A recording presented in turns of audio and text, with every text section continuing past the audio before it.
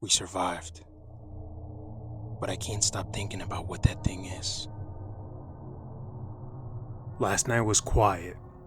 Almost too quiet. The police were outside all night. And thankfully, no sign of him. Around 2 a.m. I heard the officers outside. They told me that they saw him, but he was gone when they checked. Now, I'm not superstitious, but I'm trying to figure out who or what this thing is. Researching Wendigos and skinwalkers has only made me more afraid. I really hope that's not what we're dealing with. I do have a shotgun, though I've never used it. I haven't told Nicole about our guest showing up on multiple nights.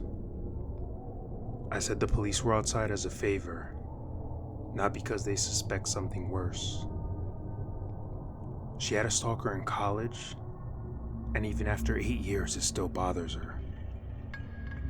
I tried to get her to go to her sister's house, but she just wouldn't leave me. This morning, I bought new lights. 14 of them. Every inch of our property will be lit up while the timer is active. I also borrowed some game cameras from Aaron. I never knew game cameras could be triggered by either sound or motion. But the quicker we can get back to normal, the better. I got home around noon and set everything up.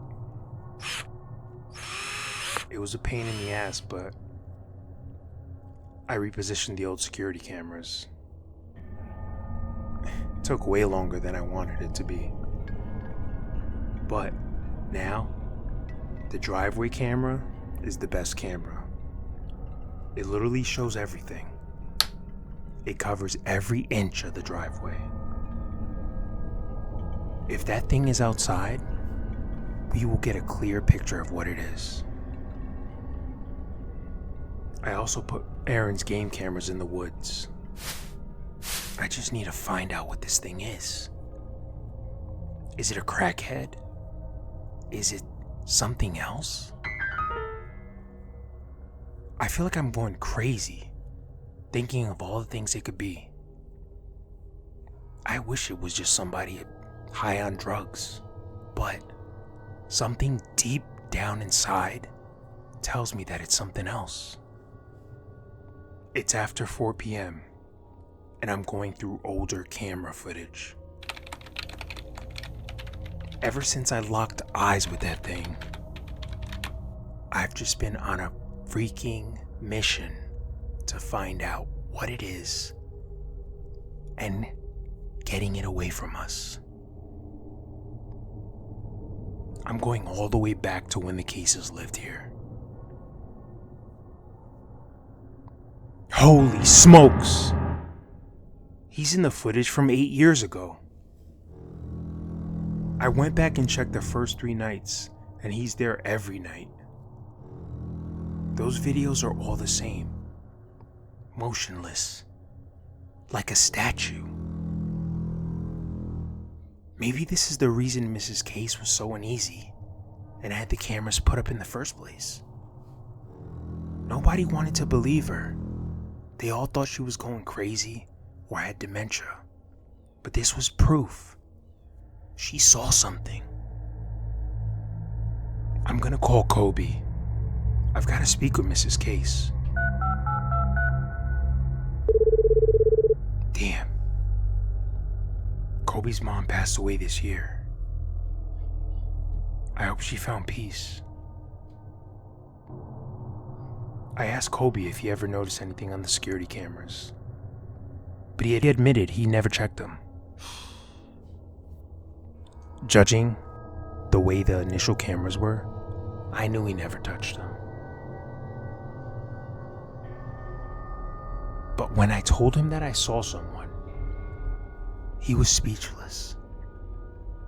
I thought he hung up.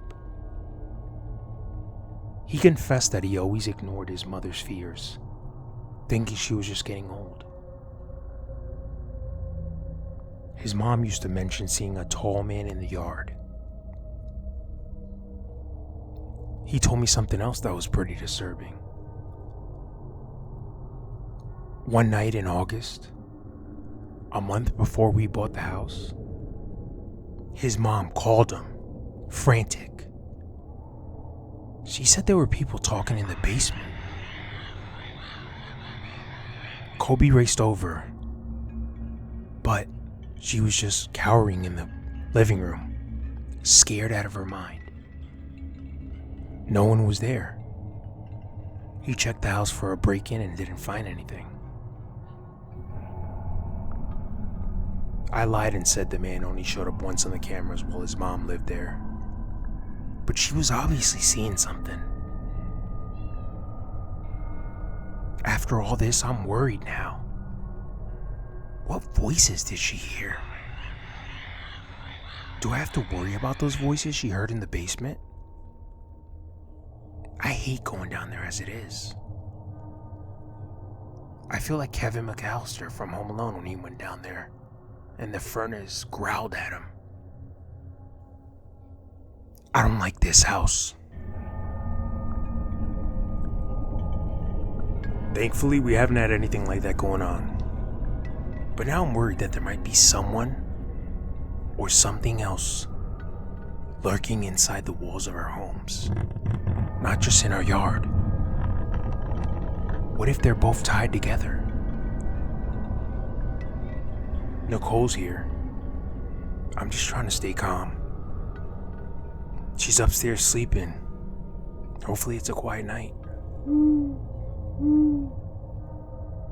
It's almost 10:30 and the police aren't here yet. I'm in the office with energy drinks and my shotgun, watching cameras. I plan on watching the live feeds until the sun rises and I can feel safe again. I've been watching for an hour and I think I see something. In the shadows, crouched by the woods near the driveway. It's him!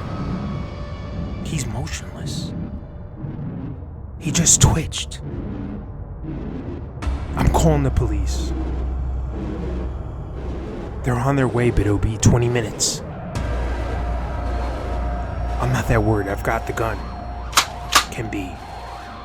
But I'm taking it in the laptop to the bedroom and locking the door. I can't leave Nicole alone. Once I get to the bedroom, I look at the camera and I don't see him. You're telling me in that little amount of time he moved? I find him at the end of the yard, by the road. He's looking up at the camera, at me. Shivers go through my body as we lock eyes. I know we live in a secluded neighborhood, but he just sprinted towards the door. He's banging on the door.